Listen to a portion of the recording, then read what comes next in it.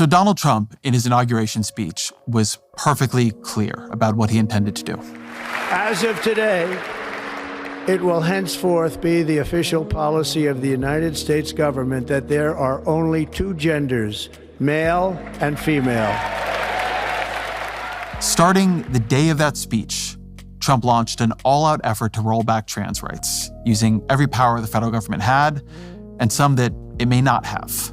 President Trump has signed an executive order which declares the U.S. government will no longer recognize the concept of gender identity. President Trump directing the Secretary of Education to create a plan to cut funding for schools that teach what he calls gender ideology. This afternoon, President Trump makes a move to ban transgender athletes from competing in women's sports. Ban on gender-affirming care for transgender kids. A ban on gender-affirming care for transgender inmates in federal prisons. Ban on transgender troops serving in the military. These executive orders, many of them have not actually gone into effect yet. But when I look across the country, we're already hearing the stories of impact. It's a complete dehumanization of transgender people.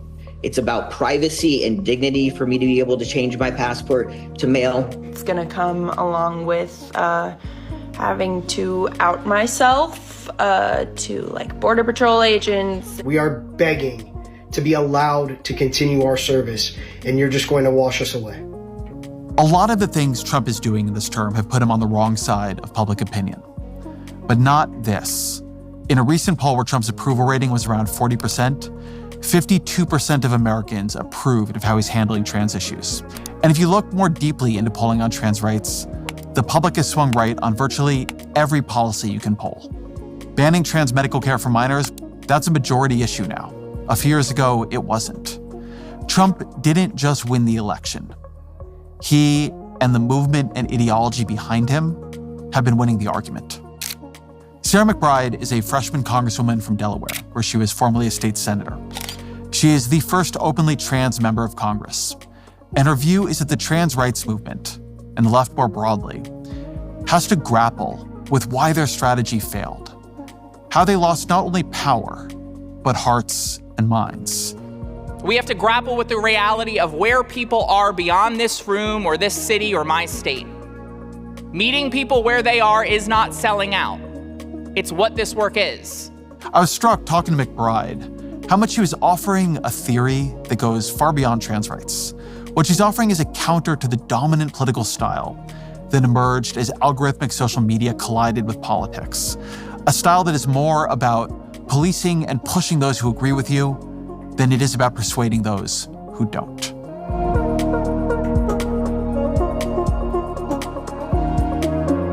Sarah McBride, welcome to the show. Thanks for having me. So I want to begin with some polling.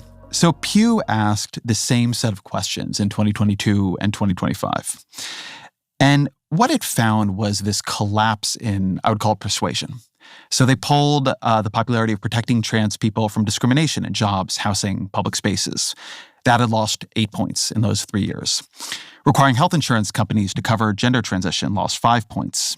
Requiring trans people to use bathrooms that matched their biological sex gained 8 points. When you hear those results, what to you happened there? By every objective metric, support for trans rights is worse now than it was 6 or 7 years ago.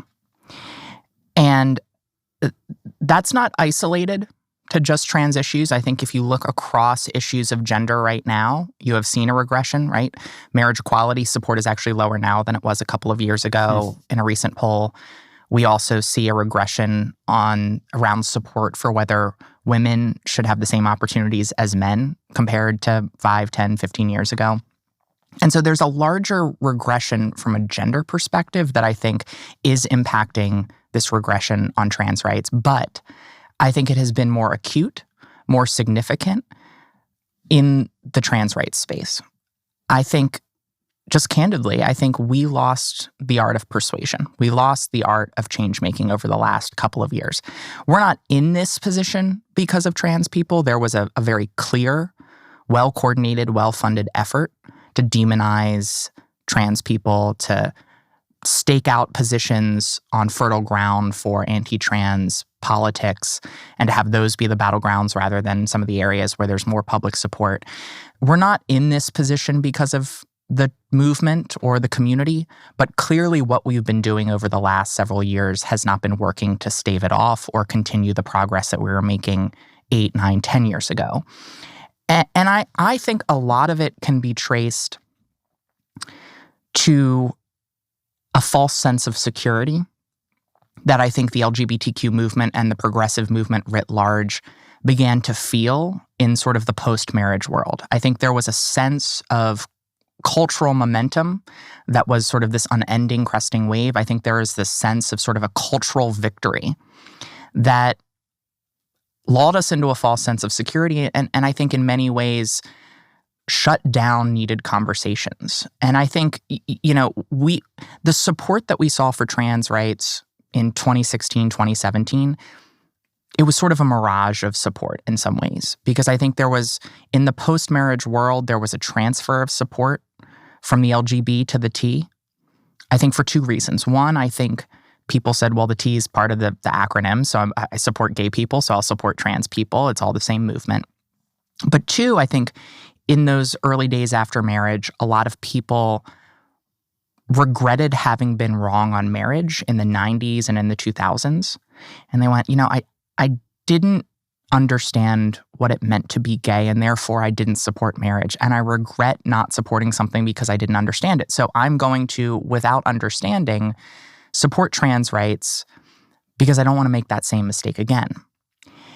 And I think that resulted in a lot of us, a lot of our movement stopping the conversation and ceasing doing the hard work of opening hearts and changing minds and telling stories that over 20 years had shifted and deepened understanding on gay identities that allowed for marriage equality to be built on solid ground. And I think that allowed for the misinformation, the disinformation, that well-coordinated, well-funded campaign to really take advantage of that lack of understanding.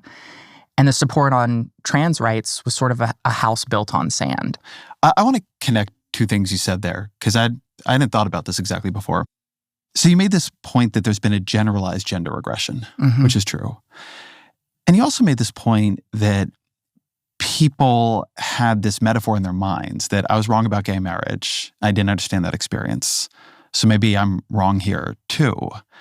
But that one thing maybe that's different here is there's a set of narrow policies here, like non-discrimination, and then a broader cultural effort, right? Everybody should put their pronouns in their bio or say them before they begin speaking at a meeting.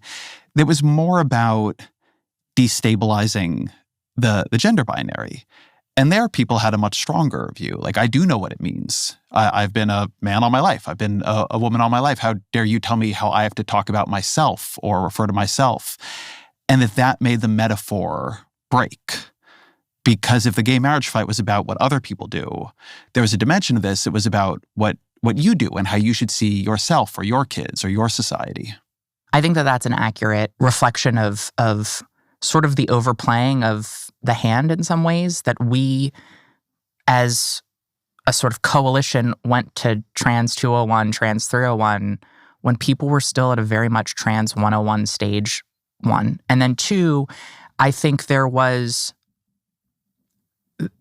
requests that people perceived as sort of cultural aggression, which then allowed the right to say, we're punishing trans people because of their actions rather than we're going after innocent bystanders.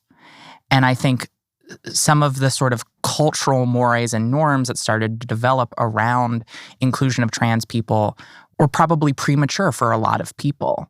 We became absolutist, not just on trans rights. I think across the sort of progressive movement, we became absolutist. And we forgot that in a democracy, we have to, one, grapple with where the public authentically is and actually engage with it. And I think, we and part of this is fostered by social media.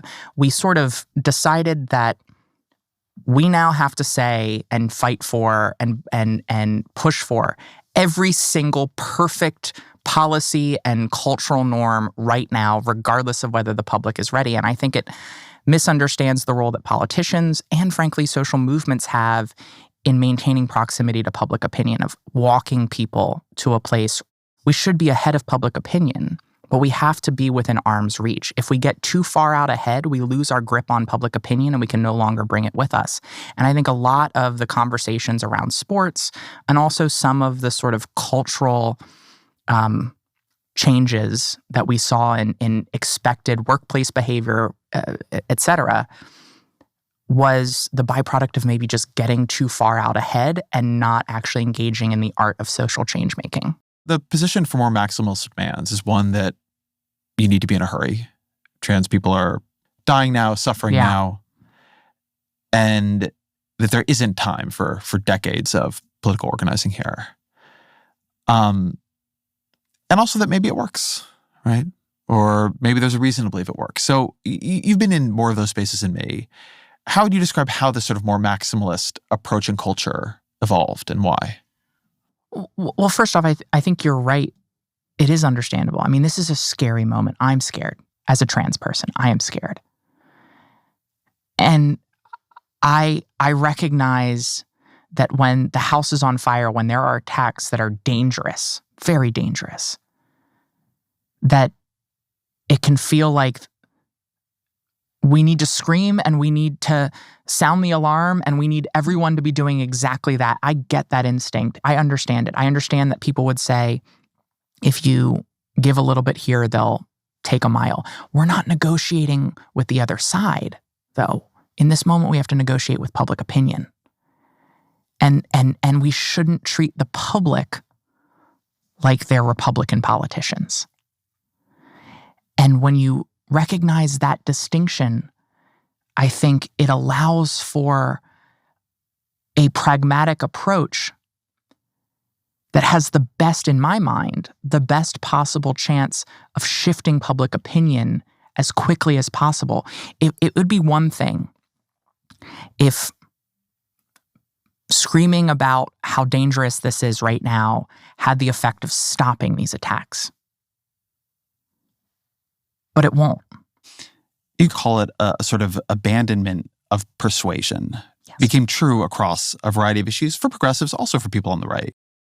And sometimes I wonder how much that reflected the movement of politics to these very unusually designed platforms of speech, where what you do really is not talk to people you disagree with. It's talk about people you disagree with to people you agree with, and then see whether or not they agree with what you said. And there's a way in which I think that breeds very different habits in the people who do it. I think that that's absolutely right. I mean, again, we're not in this place because of our community or our movement, but clearly we aren't in this place because we weren't shaming people enough, because we weren't canceling people enough, because we weren't yelling at people enough, because we weren't denouncing anti-trans positions enough. I think the dynamic with social media is that the most outrageous, the most extreme, the most condemnatory content is what gets amplified the most. It's what gets liked and retweeted the most. And people mistake getting likes and retweets as a sign of effectiveness. And those are two fundamentally different things. And I think that whether it's subconscious or even conscious rewarding of unproductive conversations has completely undermined the capacity for us as individuals or politically for us to have conversations that persuade, that open people's hearts and minds, that meet them where they are. And I think the other dynamic that we have with social media is that there's sort of two kinds of people on social media. The vast majority of people are doom scrollers. They just go on and they scroll their social media. 20% maybe are doom posters. 10% on the far right, 10% on the far left. The people who are so strident and angry that they're compelled to post. And that content gets elevated. But what that has resulted in for the 80% who are just doom scrollers is this false perception of reality. Take a person, let's say they're center-left, and it gives them a false perception of everyone on the left believes this, and it pulls them that way. And then it gives them a false perception that everyone on the right believes the most extreme version of the right. And it creates this false binary extreme perception, availability bias, because all of the content we're seeing is reflective of just the 20%. And it's warped our perception of reality. It's warped our perception of who people are and where the public is. One of the best things about being an elected official is that I have to break out of that social media echo chamber, that social media extreme world, and interact with everyday people. And you see, yeah, there are real disagreements, but that 80% of the doom scrollers or the people who aren't even on social media are actually in a place where we can have a conversation with them. When I ask this question, I don't just mean on trans issues, but you represent Delaware, which is a blue state, not Massachusetts blue, but blue. If you took your sense of what Democrats want or what the country wants from your experiences on social media versus your sense from traveling around your state, how would they differ? I think they would differ in two ways. One, they would differ in the issues that we would focus on, right? What you hear on social media is a preoccupation with sort of the most inflamed culture war issues that you almost never hear when you're out talking to voters in any part of the state. What you hear is a understandable catastrophizing around democracy, which you don't hear nearly as much when you're out talking to voters. What you hear when you're talking to voters is you hear about the cost of living. You hear about the bread and butter issues that are keeping people up at night, people who aren't on social media or aren't posting on social media. And so you hear a difference in priorities, but then you also hear a difference in approach. People are hungry for an approach that doesn't treat our fellow citizens as enemies, but rather treats our fellow citizens as neighbors, even if we disagree with them. An approach that's just an approach that's filled with grace. And I think on social media, we have come to this conclusion, rightfully so, that people's grace has been abused in our society. That the grace of marginalized people, the patience of marginalized people has been abused. And that is true. But on social media, the course correction to that has been to eliminate all grace from our politics. It's how dare you have conversations with people who disagree with you? How dare you be willing to work with people who disagree with you? How dare you compromise? How dare you seek to find common ground with Republicans? And I think when you go out into the real world, Democrats, independents, and Republicans, there is a hunger for some level of grace, for us to just not be so angry at one another and miserable. They want to see and know that we actually do have more in common. And therefore, it gives you hope that persuasion is not only necessary, but can actually still be effective. What does grace in politics mean to you, and when have you either seen it or experienced it? I think grace in politics means, one, creating room for disagreement, assuming good intentions, assuming that the people who are on the other side of an issue from you aren't automatically hateful, horrible people. I think it means creating some space for disagreement within your own coalition. I think it's a kindness that just feels so missing from our body politic and our national dialogue. And look, I saw it in the Delaware State Senate on both sides of the aisle, whether it's in Republicans in Delaware joining on to be co-sponsors on an LGBTQ panic defense bill that I was the prime sponsor of, whether it was the discourse being much kinder and more civil on a whole host of even culture war issues. I saw that grace have the effect of lowering the temperature, removing some of the incentives to go after vulnerable people in this country, in our state. I saw it with my colleagues on the Republican side of the aisle who didn't vote for bills that were deeply personal to me, and yet we still found ways to work together. We still found ways to develop friendships. And look, I know that places more of a burden on me than it does on them, right? I know that when you're asking a marginalized person to extend grace in a conversation, you're asking much more of that marginalized person.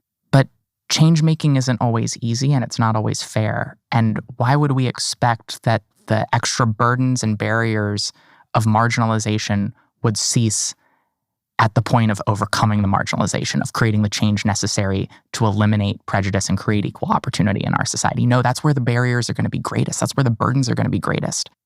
It reminds me of a line that I hear it less now, but I used to see it a lot, which is, it's not my job to educate you. Mm-hmm. And I always thought about that line because on one level, I understood it. I mean, it's probably not your job to educate anyone.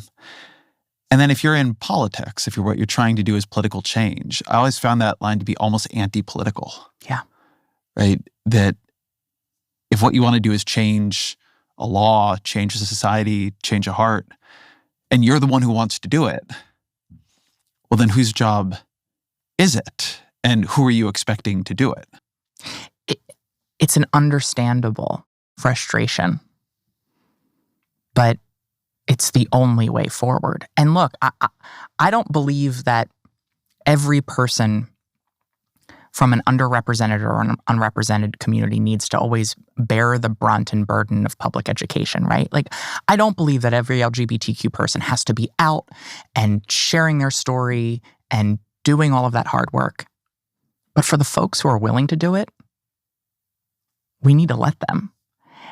And one of the problems we've had is that we've gone from, it's not my job as an individual person who's just trying to make it through the day to educate everyone, to no one from that community should educate. And frankly, no, we should just stop having this conversation, because the fact that we are having this conversation at all is hurtful and oppressive.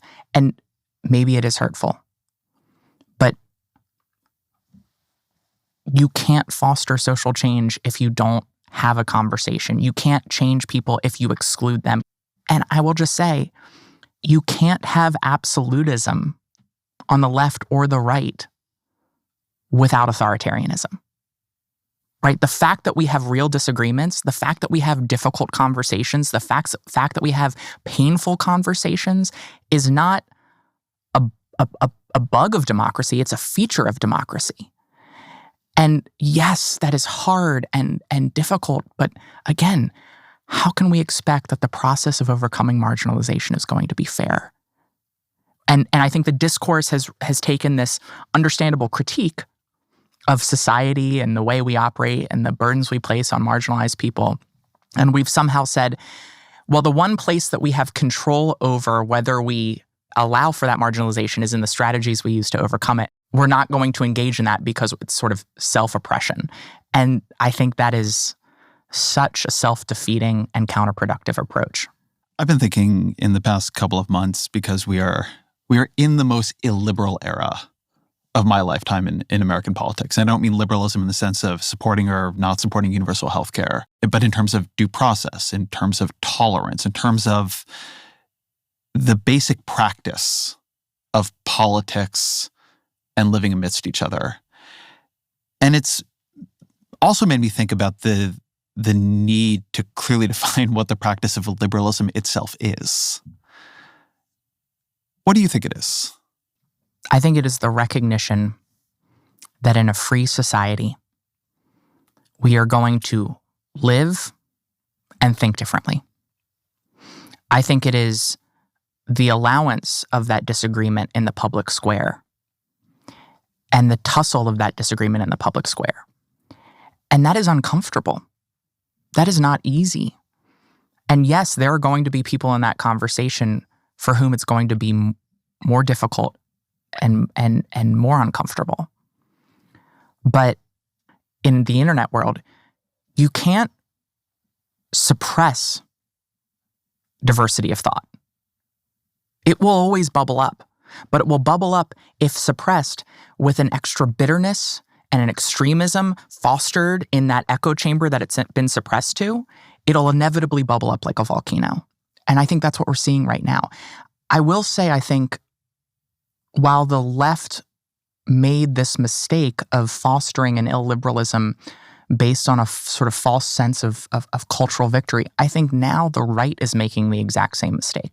I think they're overplaying their hand. I think they're interpreting the 2024 election to be a cultural mandate that is much greater than what it actually is. And I think that if they continue to do that, there will be a backlash to the illiberalism, the cultural illiberalism, not just the legal illiberalism, the cultural illiberalism of the right, in the same way that there's been a backlash to the cultural illiberalism of the left. I couldn't, I think, agree with that more. We're going to get to that. I want to talk for a minute about the 2024 election and the aftermath. So there's been a lot of rethinking and self-recrimination among Democrats. One of the comments that got a lot of attention came right after the election when Seth Moulton, who's your colleague, a Democratic congressman from Massachusetts, said, quote, "Democrats spend way too much time trying not to offend anyone rather than being brutally honest about the challenges many Americans face. I have 2 little girls. I don't want them getting run over on a playing field by a male or formerly male athlete. But as a Democrat, I'm supposed to be afraid to say that." What did you think when you heard that?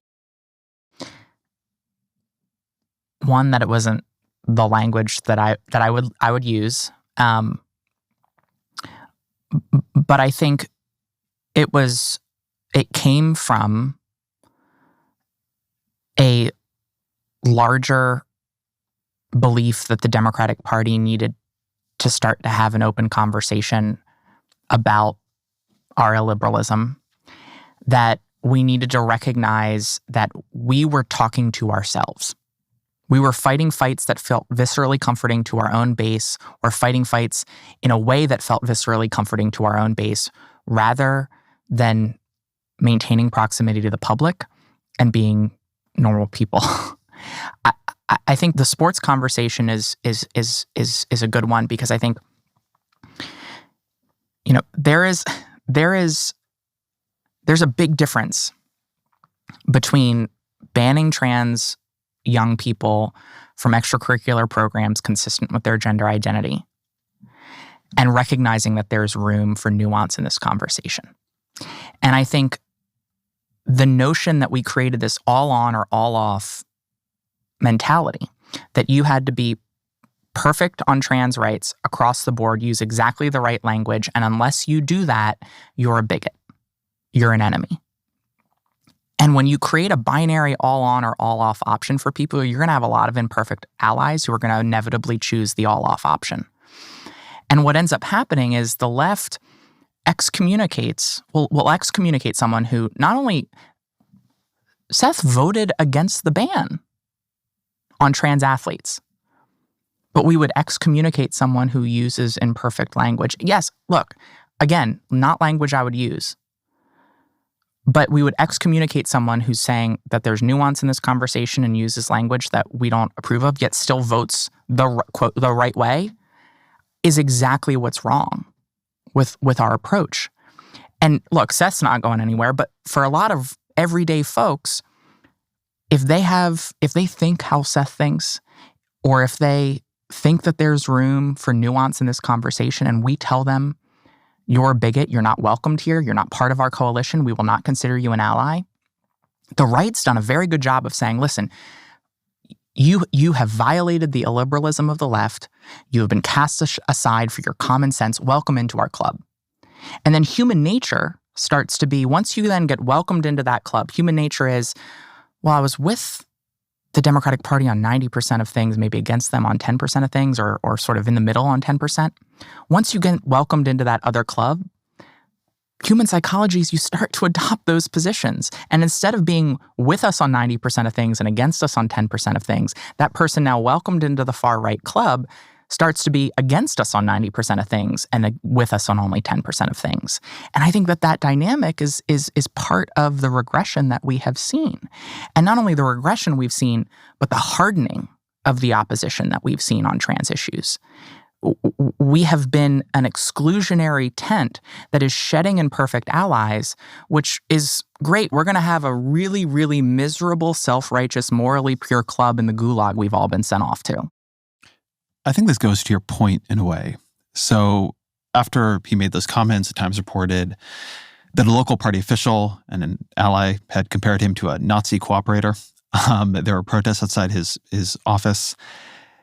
I was always struck by which part of his comments got all that attention. It was a part I just read to you, but he'd also said this: having reasonable restrictions for safety and competitive fairness in sports seems like, well, it's very empirically a majority opinion. He's right on that. But should we take civil rights away from trans people so they can just get fired for being who they are? No. He was expressing opposition to what was about to be Donald Trump's agenda. Yeah. And this space of his divergence from an issue that had already been lost, right? That was the polling was terrible on it. That was where people on the left focused. And his expression of support and allyship, as I saw, barely ever got reported or commented on. Mm-hmm. It struck me as telling. I think it absolutely is telling, and I think it's the best thing for trans people in this moment is for all of us to wake up to the fact that we have to grapple with the world as it is, that we have to grapple with where public opinion is right now, and that we need all of the allies that we can get.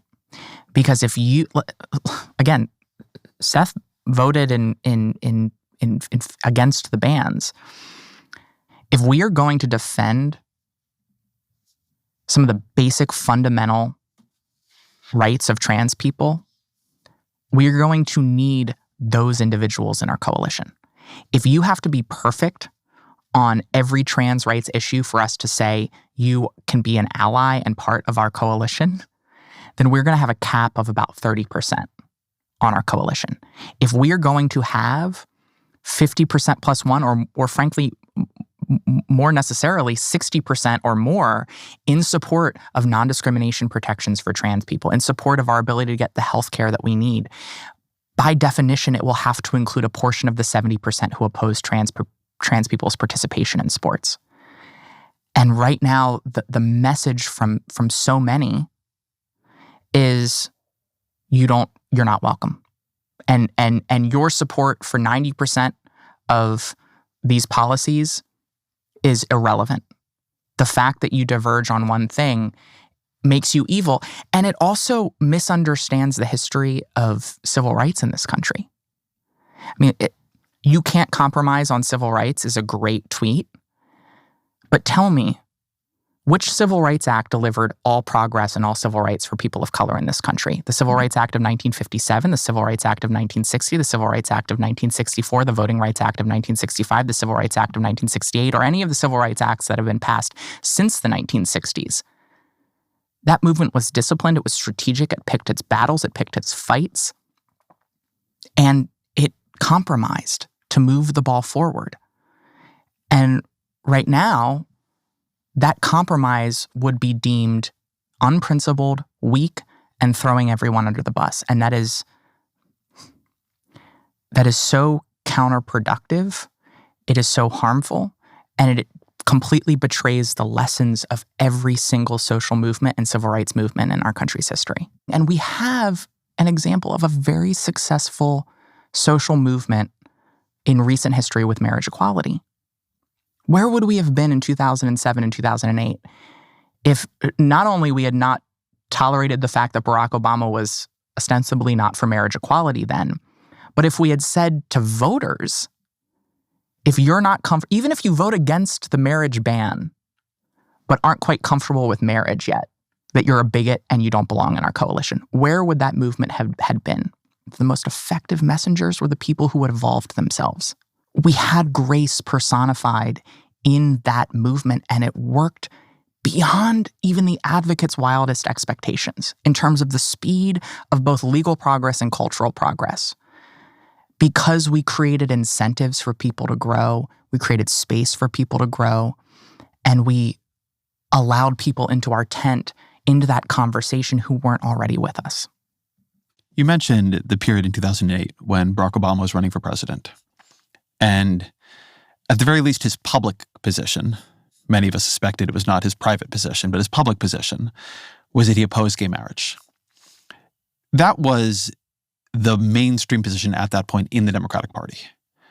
And there was a compromise position they all supported, which was civil unions. Is there an analogy to the civil unions debate or position for you now? I think on the sports conversation, it's local control. It's allowing for individual athletic associations to make those individual determinations. And in some cases, they'll have policies that strike a right balance. In some cases, they'll have policies that are too restrictive. And I think that that is the equivalent to the civil unions position in that debate. By allowing for Democratic voters, independent voters, hell, even some elected officials to take that civil unions position, one that met voters where they were, it gave some of our politicians who needed it an off-ramp so that they didn't have to choose between being all on or all off. And it allowed that conversation to continue and prevented more harm from being inflicted. I want to pick up on the polling. So there's this YouGov polling from January that looked at all these different issues. And there are a lot of issues around trans rights that actually poll great. Yes. So protection from trans people against hate crimes, plus 36 net approval. Banning employers from firing trans people because of their identity, plus 33. Allowing transgender people to serve in the military, which Donald Trump is trying to rescind, plus 22. Requiring all new public buildings to include gender-neutral bathrooms. This surprised me, plus 7. Then there's the other side. Everybody knows that the sports issue is tough in the polling, but banning people under 18 from attending drag shows, that's popular. Banning youth from accessing puberty blockers and hormones, that's very popular. Banning public schools from teaching lessons on transgender issues, that's popular. Requiring transgender people to use bathrooms that match their biological sex, that is popular. When you look at these lists of issues, what do you see as dividing them? What cuts the issues that you could win on now from those that have heavy disapproval? Well, I think that there's very clearly a distinction that the public makes between young people and adults. I think that there is a distinction that is made in many cases when it comes to what people feel like is government support of or funding of versus just allowing trans people to live their lives, allowing trans troops who are qualified to continue to serve, allowing trans people who are doing great jobs in their workplace to continue to work. It all goes back to this notion of get government out. Let people live their lives and let families and individuals make the best decisions for themselves. And I think that that should be the through line of our perspective, a libertarian approach to allowing trans people to live fully and freely, that there are some complicated questions, but that those questions shouldn't be answered by politicians who are trying to exploit those issues for political gain. I was struck by your use of the word libertarian there. Mm-hmm. Because when I look at this polling, what I see is something quite similar, which is Americans, by and large, aren't cruel. Mm-hmm. And their view here is pretty live and let live. Yes. They have different views, which we can talk about in a minute on minors.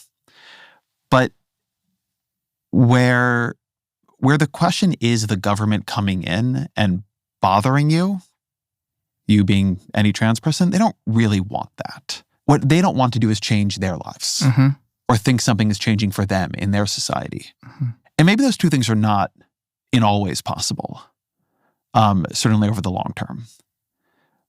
But there are a lot of places where they are possible. It seems to me that in 2024 and over the last couple of years, what Republicans did very well, their approach to persuasion was to pick the right wedge issues. Mm-hmm. And you would think that the entire debate over trans policy in America was about NCAA swimmers. Like this was the biggest problem facing trans people, the biggest problem in some ways facing the country. when it's a pretty edge case issue. And questions like non-discrimination and access to healthcare are much more widespread. But what they did was they used their wedge issue, and they're now attacking those majority positions, right? Trump is attacking discrimination, right? He wants people discriminated against. He doesn't want trans people to be able to put the identity they hold and present as on their passports. It's not a huge winning issue for him. And so there's this question of picking the right wedge issues.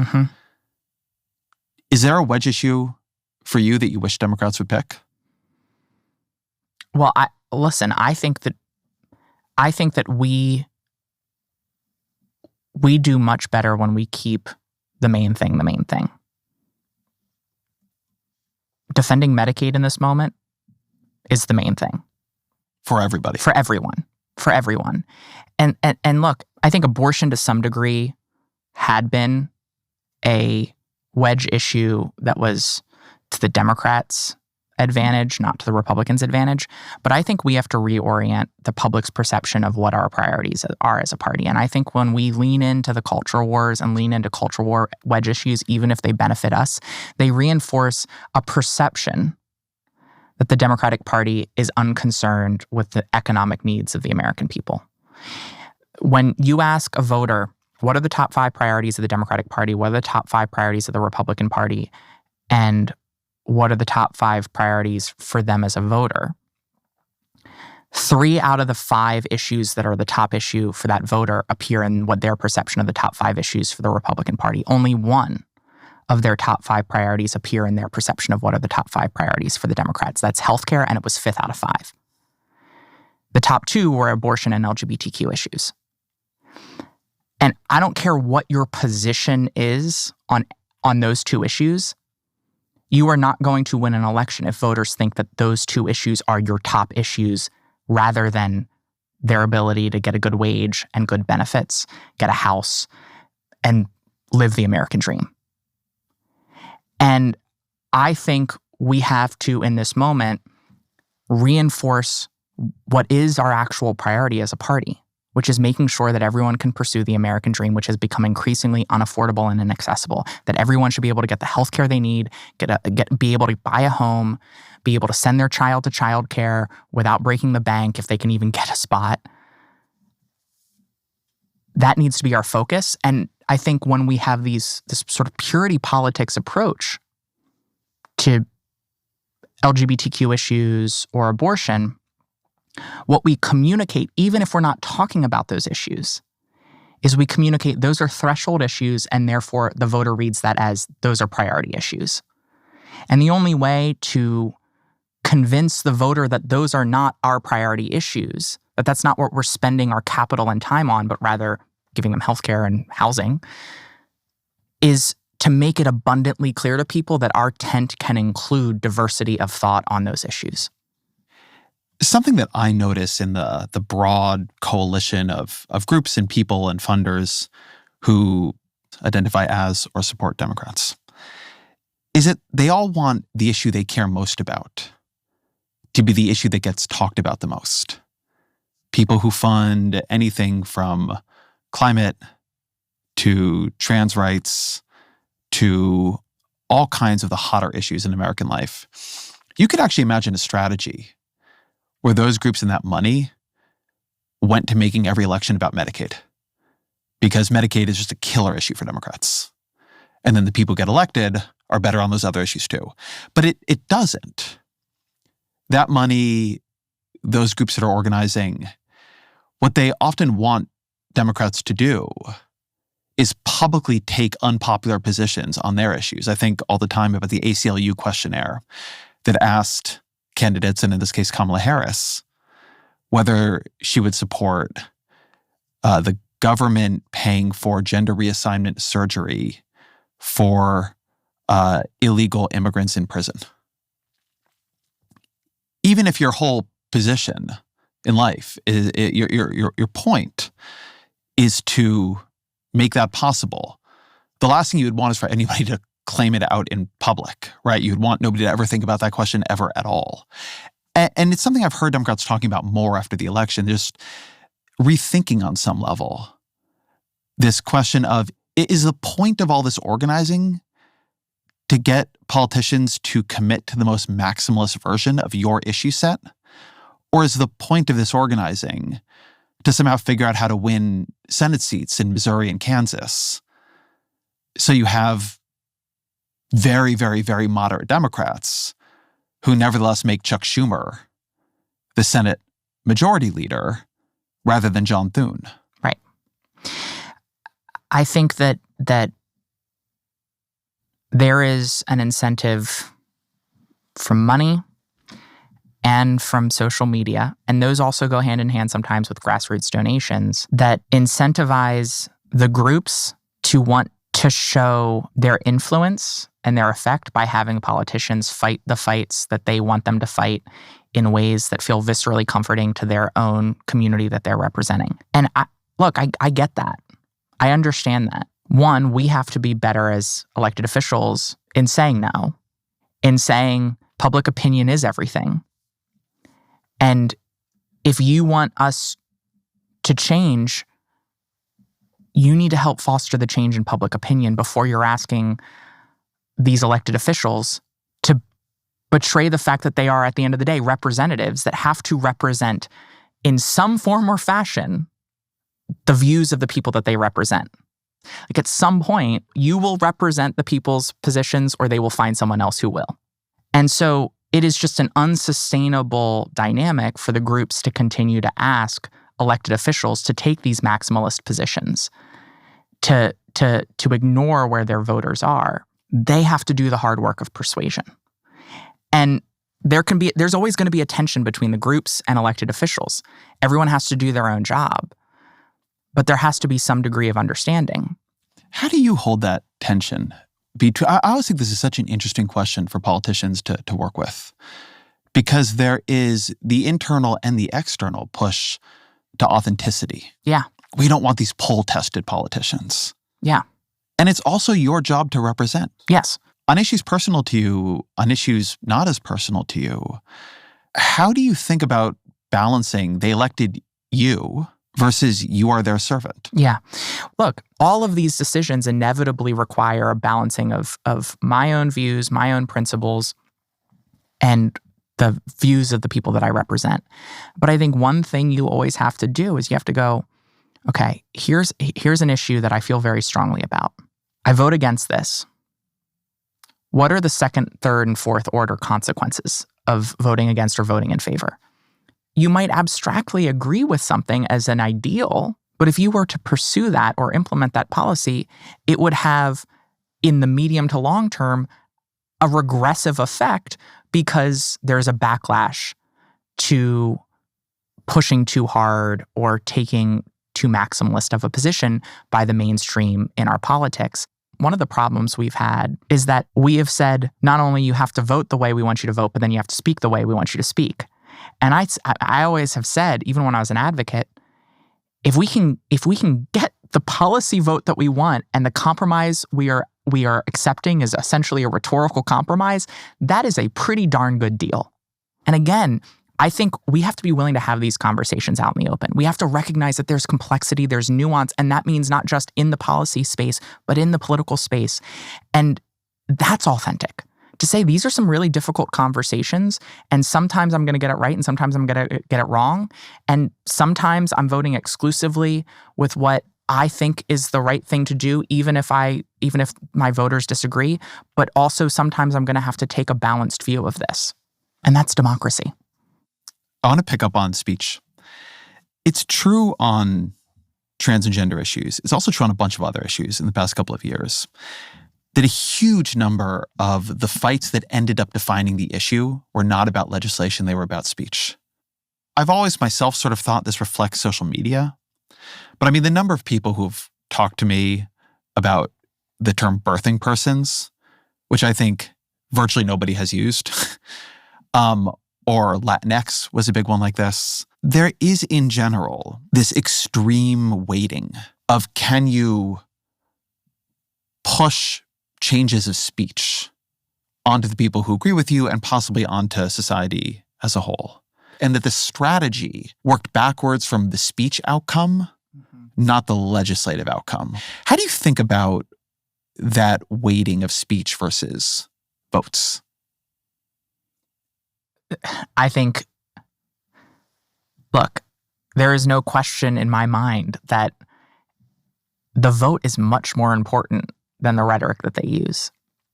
We have sort of discoursed our way into like, if you talk about this issue in a way that's suboptimal from my perspective, you're actually laying the foundation for oppression and persecution. And I just think like maybe academically that's true, but welcome to the real world. Like we are prioritizing the wrong thing. It's an element of sort of virtue signaling.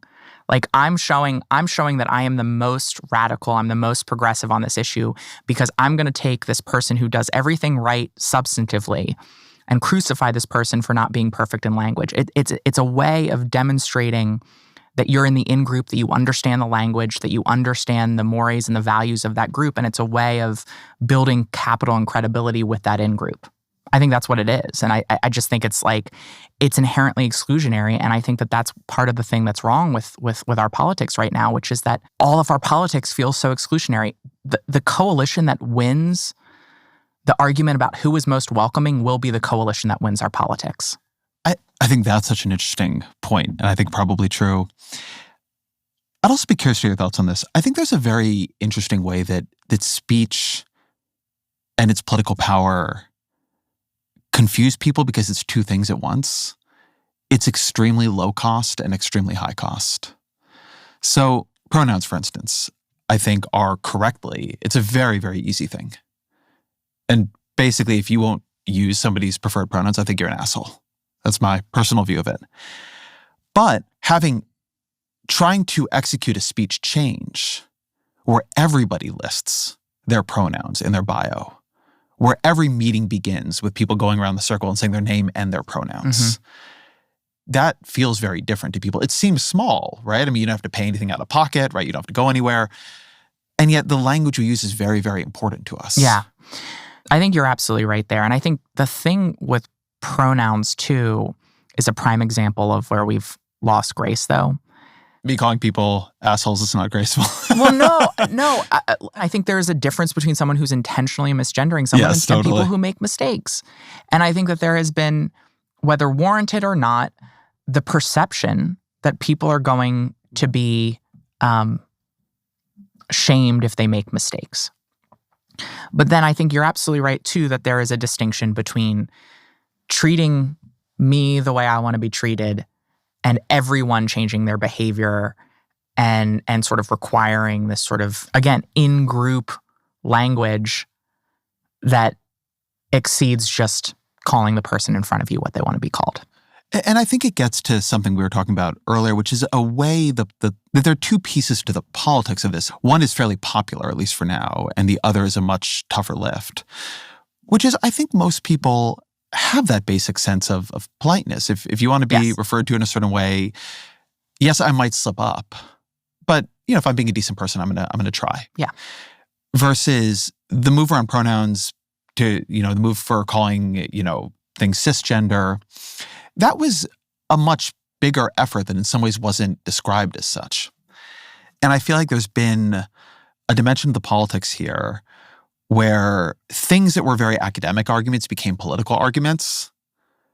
And then people were a little bit unclear on what the political win would be. To destabilize the fundamental gender binary that people understand as operating is, touching something very deep in society versus treating other people with respect and courtesy and decency and grace. Yeah.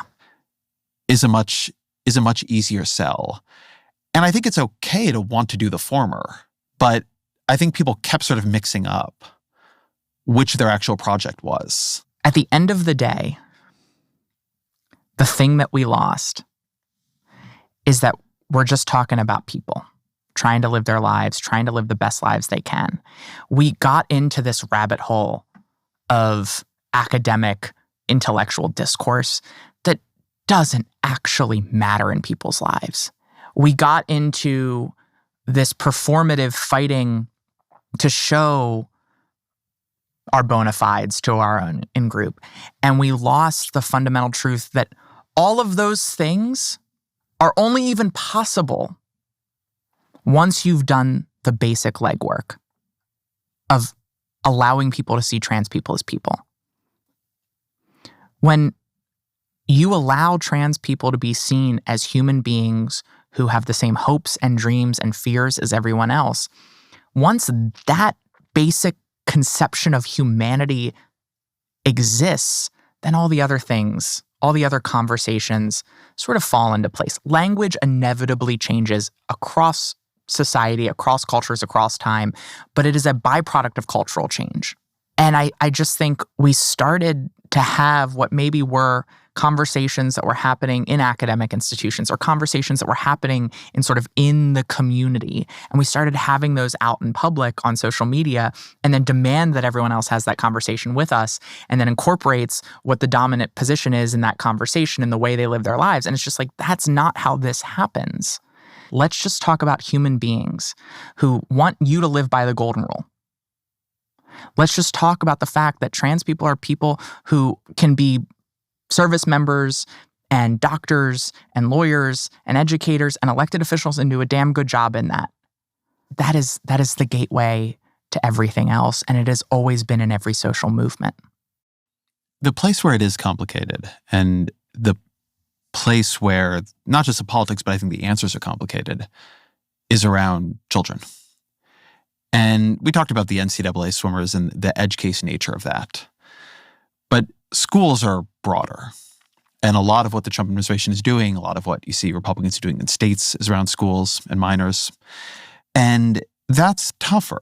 Parents want to know what their kids are doing. On the one hand, if you're a kid with gender dysphoria and taking puberty blockers early matters. On the other hand, there are a lot of things parents don't let their kids do young because they're not sure what they're going to want in a couple of years. How do you think about that set of issues? The sort of leave them alone makes a lot of sense for adults. But we don't leave kids alone. Kids exist in a sort of paternalist system where their parents have power over them, their schools have power over them. And so the question of policy there becomes very profound. Yeah. I think, first off, in that instance, we acknowledge and rightfully acknowledge the important role that parents play in decisions for their children. Look, you can recognize that there's nuance here. You can say that there need to be stronger standards of care, that maybe things got too lenient. But ultimately, politicians aren't the people who should be making these decisions. The family should be making these decisions. The family in consultation with a doctor should be making these decisions. And I think that that is a fair balance in recognizing the need for every child to get medical care and also the right of parents to make decisions, including healthcare decisions for their children. But you do see right now in some European countries, the government setting tighter standards. There have definitely been a lot of arguments about whether or not the research was good, whether or not the research was ideologically influenced. So there's some government role here, some role for professional associations, some context in which families and doctors make these decisions. What is that role? Well, I think you just hit on that distinction, which is that in many European countries, the distinction between the sort of healthcare system and the government is fuzzier. In many cases, you have government-operated hospitals. Here, you have healthcare systems, you have standards of care developed by providers in those medical associations.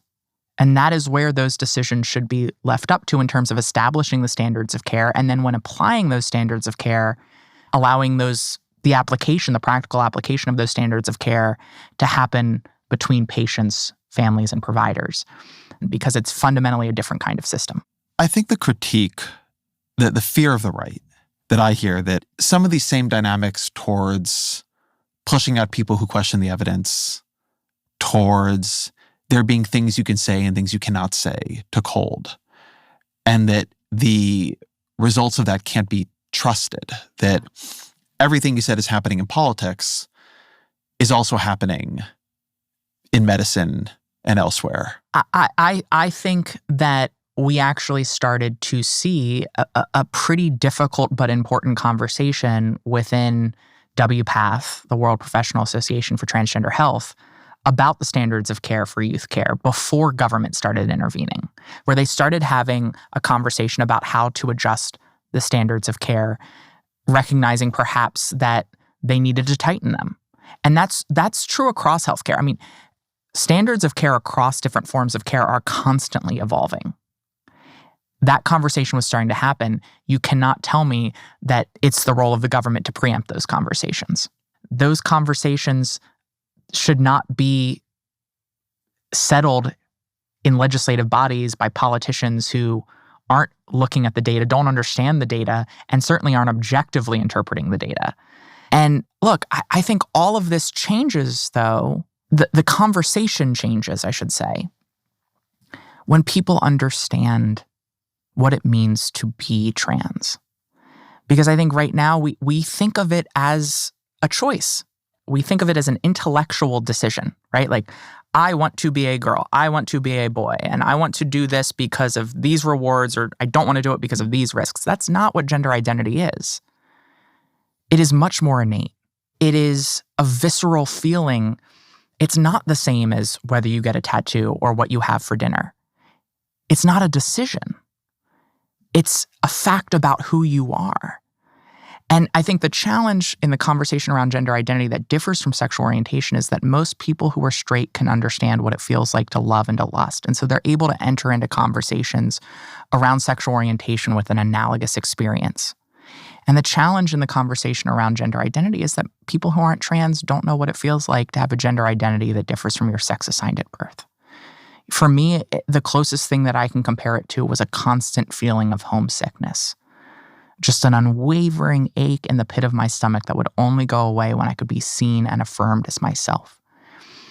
And I think that because we stopped having that conversation, because we stopped creating space for people to ask questions, for people's understandable, perhaps invasive, but understandable curiosity to be met with an openness and a grace, not by everyone, but just the people who were willing to do it, we stopped people having an understanding of what it means to be trans, and it allowed them to start to see it, or it allowed for their pre-existing perception that this is some sort of intellectual choice to manifest. And in some cases, the perfect, quote, discourse started to reinforce that, right? Say how? That like we started to get to this place where you couldn't be like, I'm born this way, right? That we policed the way even LGBTQ people or trans people talked about their own identities to be this perfect sort of academic. Why couldn't you say I'm born this way? Because it was. I'm not. No. I'm not saying you're saying it, but this is a thing I've not been aware of. There was sort of an academic perception of like people have different. People should have agency over their sexual orientation and gender identity, even if it's not, quote, innate. And that there was this sort of acceptance of a sort of mainstream perception of sexual orientation and gender identity that was a one-size-fits-all narrative around LGBTQ people that didn't necessarily include people whose understanding was more fluid or their understanding evolved over time, or for whom they feel like they want to transgress gender norms because of a reason that's not this sort of innate sense of gender. And I think when you take that capacity for us to authentically talk about our experience away from us, because it's not sort of academically the purists that create space and room for every single different lived experience within that umbrella, you give people justification to say or think this is a choice, and if it's a choice, the threshold to allow for discrimination becomes lower. I've known a number of people who've transitioned as adults. Mm-hmm. And it's always the degree to which most of us avoid doing anything that would cause us any social discomfort at all times is so profound. how much we live our lives trying to not make anybody look at us for too long, that it's always struck me as it must be such a profound need to make that decision, to come to your family, to your wife or your husband, to your kids, to your parents. And so the sort of right-wing meme that emerged around it, that people are transitioning because they opportunistically want to be in another bathroom. Yeah. Or another locker room, or get some kind of cultural affirmative action, always struck me as not just absurd, but deeply unempathic. Mm-hmm. Like not thinking for a moment what it must mean to want that much. And so then it's interesting to hear you say that there was almost like a pincer movement on that. Because it hasn't struck me as a thing people, I mean, I'm sure there is agency and people make decisions here, but the pull from inside of everybody I've known is really profound. Usually they've been trying to choose the other way for a long time and eventually just can't anymore. That's exactly what my experience was. I mean, it's funny because sometimes there's discourse that like, the only reason why I'm an elected official is because I'm trans. Like I see on the right this notion that I'm, a diversity hire. I was like, well, voters chose me. It's kind of an insult to voters that they didn't choose me because they think that I'm the best qualified or best candidate or reflective of what they want.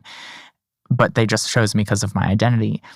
But it also just undersells such a larger truth, which is that my life would be so much easier if I wasn't trans. Now, I'm proud of who I am. I'm proud that this is my life experience for a whole host of reasons.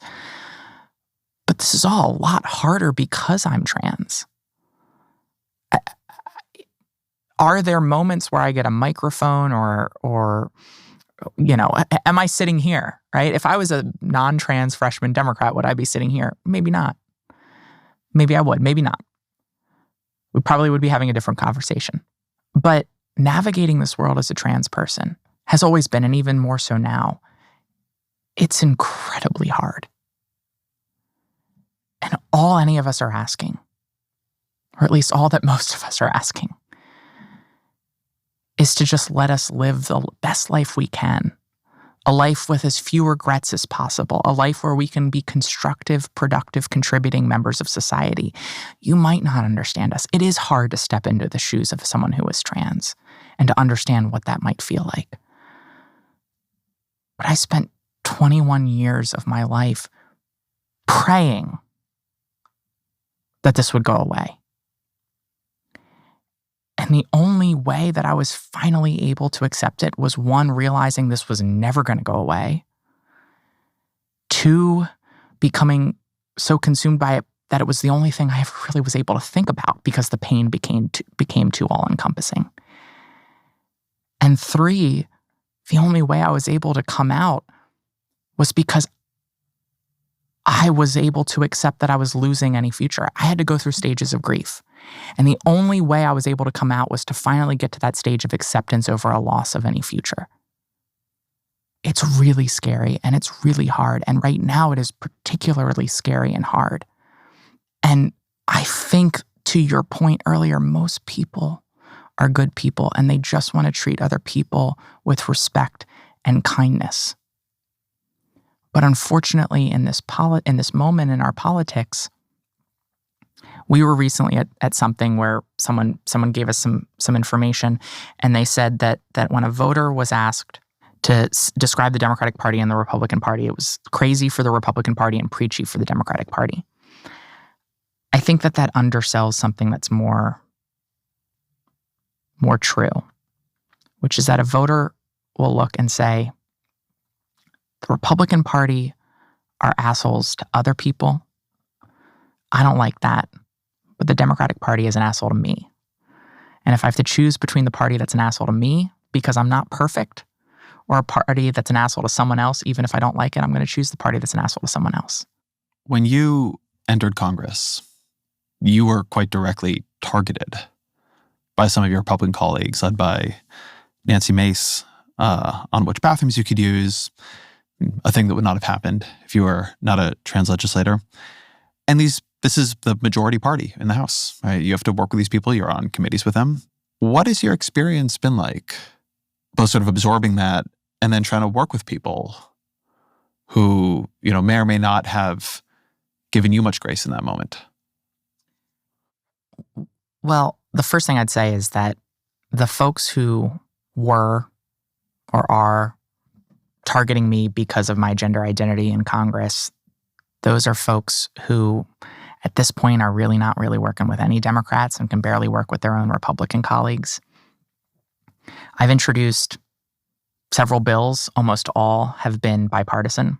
I've been developing relationships with colleagues on the other side of the aisle. Part of my responsibility in this moment is to show that when someone like me gets elected to public office, we can do the whole job. And that means working with people who disagree with me, including on issues that are deeply personal. The folks who are coming after me, look, that's been hard.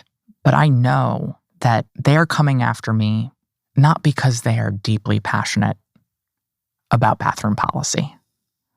They're coming after me because they are employing the strategies of reality TV. And the best way to get attention in a body of 435 people is to throw wine in someone's face. That gets you a little attention. But if that person that you're throwing wine in their face, if they respond by throwing wine in your face, it creates a beef, which gets you a season-long story arc. I knew that they were trying to bait me into a fight to get attention. And I refused to be used as a political pawn.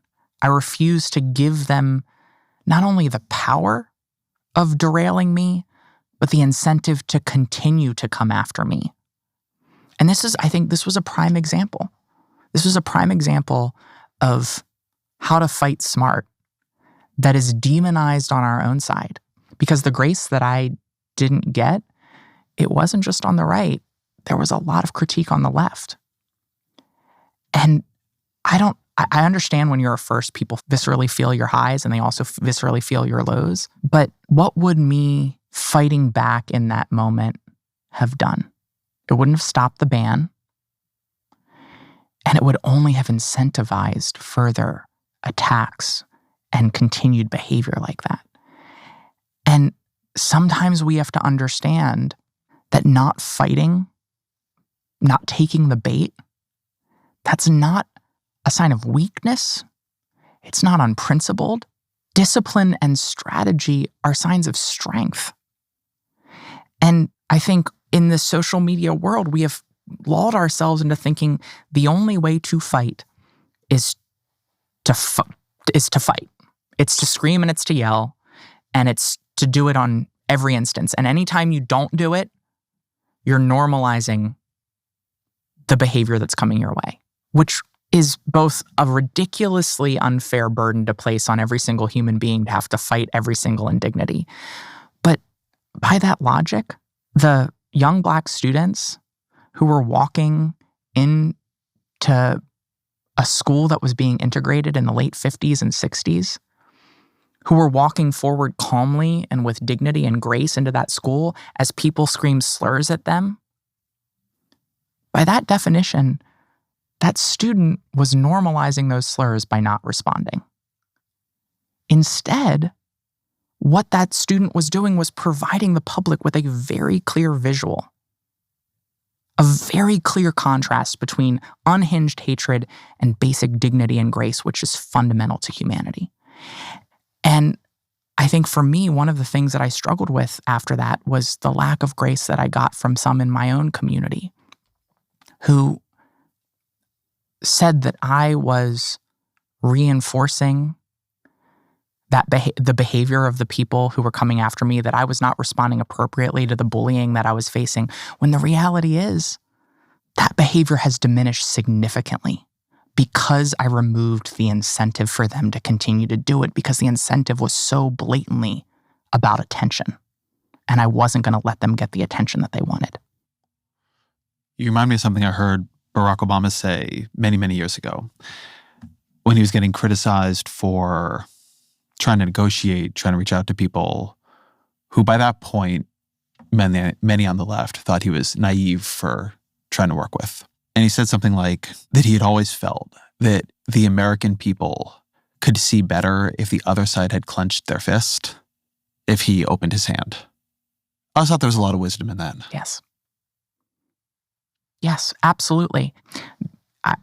Early on in those first few weeks, I had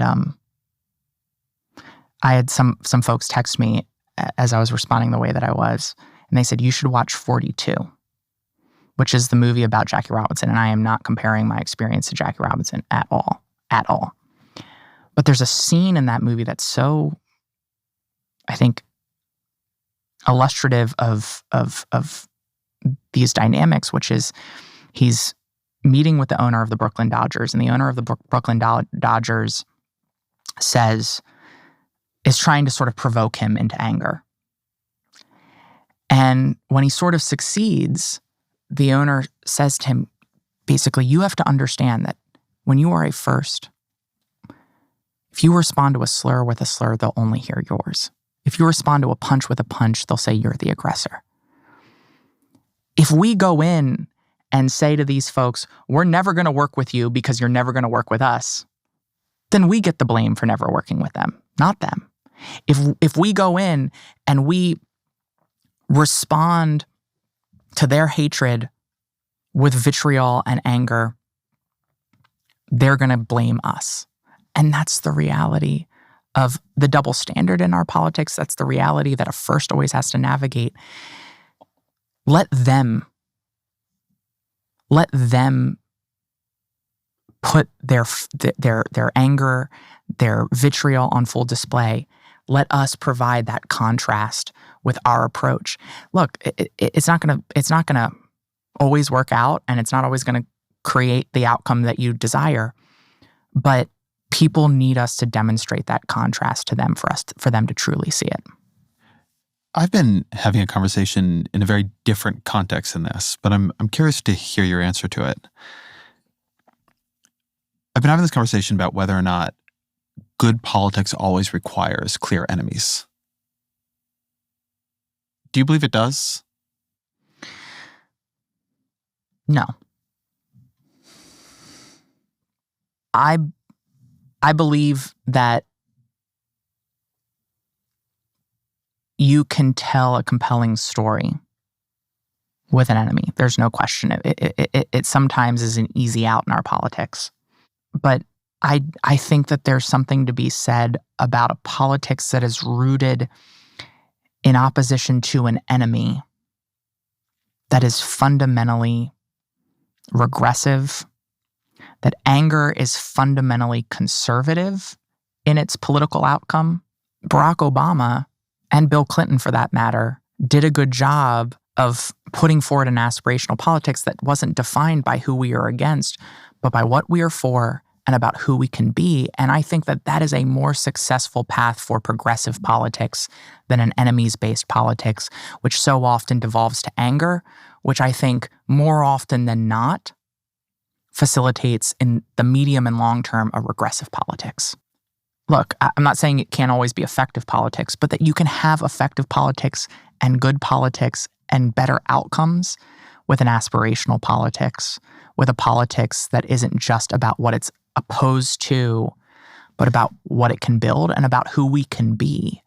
Because I think everyone has sort of this own internal struggle between their own better selves and their better angels and their base instincts. Much earlier in the conversation, I'd asked you about liberalism, which was a little bit of a weird question to drop in there. And I don't really have a question here. It's just something I'm thinking about, but you actually strike me as one of the most liberal as a temperament. Liberal in the classical sense. Politicians I've talked to in a long time. And I've been starting to read a lot of older books about liberalism because it feels to me that if it is a thing, an approach to politics that even liberals lost. Yeah. And one of the reasons I think we lost it, I very much count myself as a liberal, was a feeling that liberalism's virtue was its vice. That its openness to critique, its constant balancing, its movement towards incremental solutions, and its skepticism of total solutions, that those had been these conditions under which problems never truly got solved. Systemic racism and bigotry festered. And I think as it began to absorb that critique, it lost a lot of confidence in itself. Mm-hmm.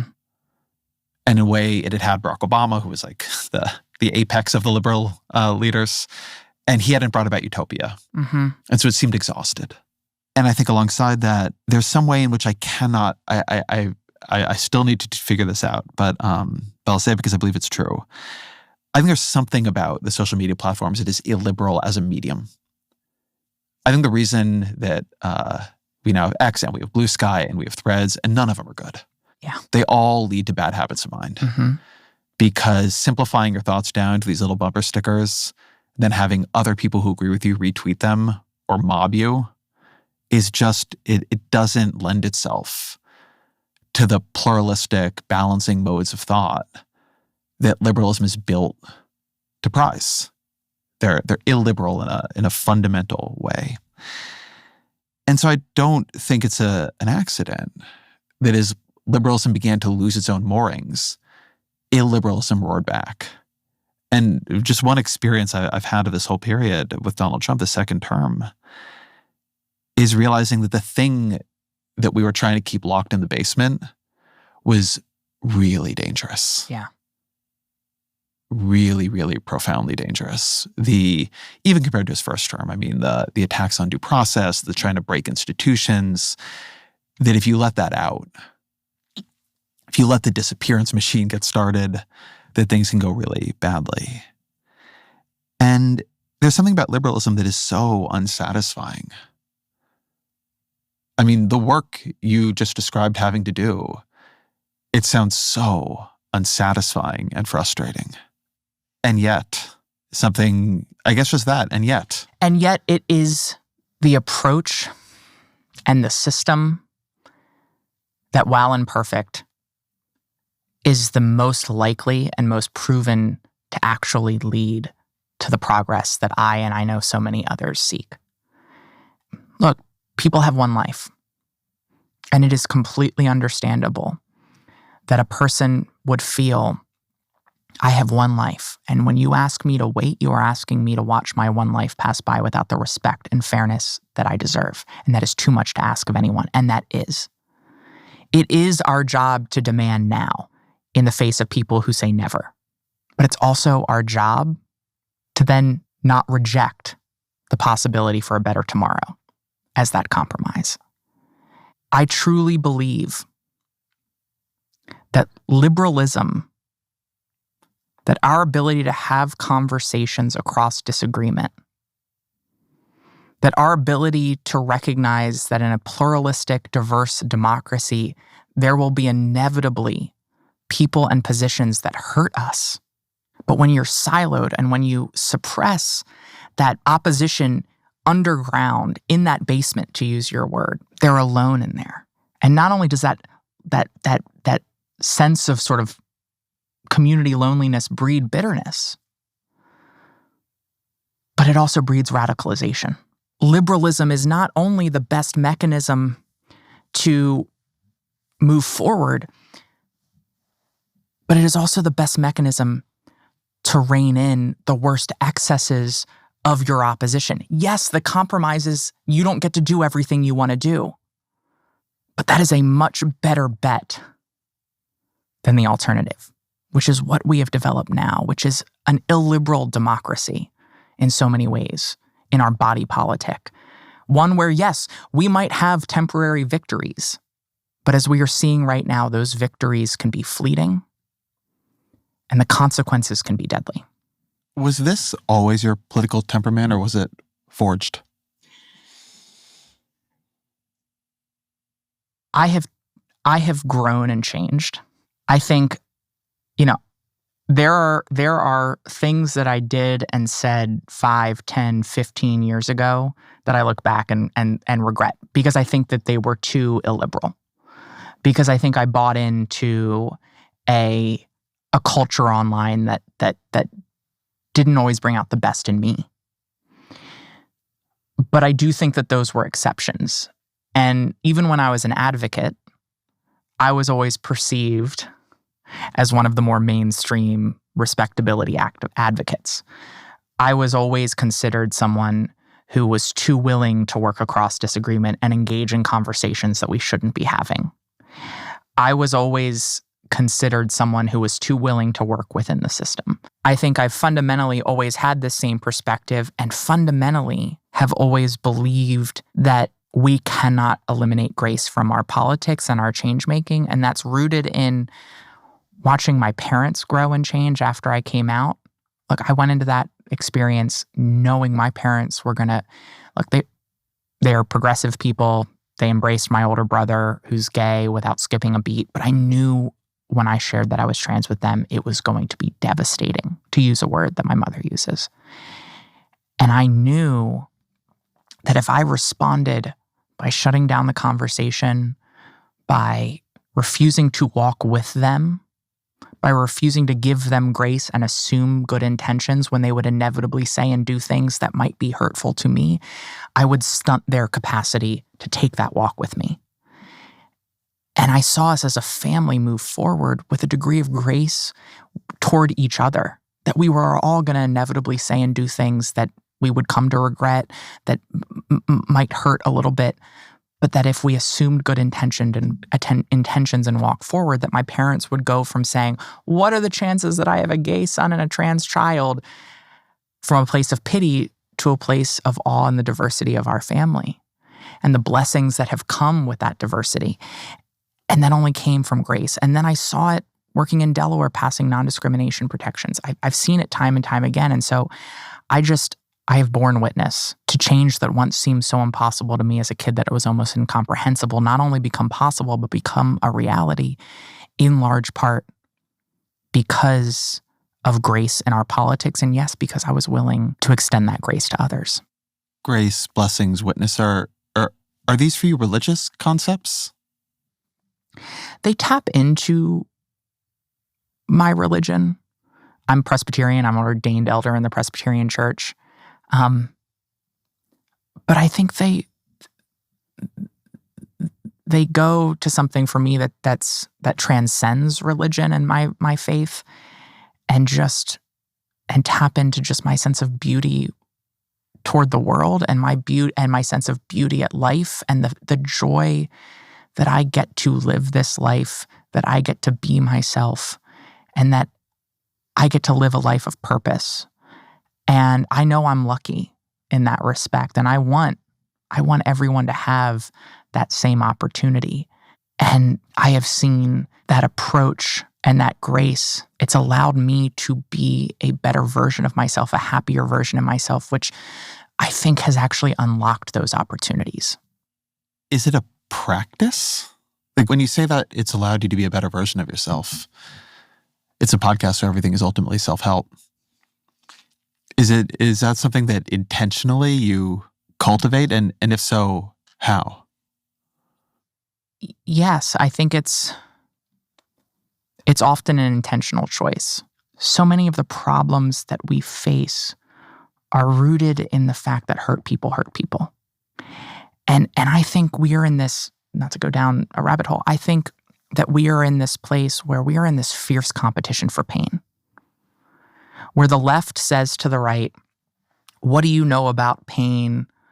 White, straight, cis man, my pain is real as a queer transgender person. And then the right says to the left, what do you know about pain, college-educated, cosmopolitan elite? My pain is real in a post-industrial community ravaged by the opioid crisis. And we are in this competition for pain when there is plenty of pain to go around. And every therapist will tell you that the first step to healing is to have your pain seen and validated.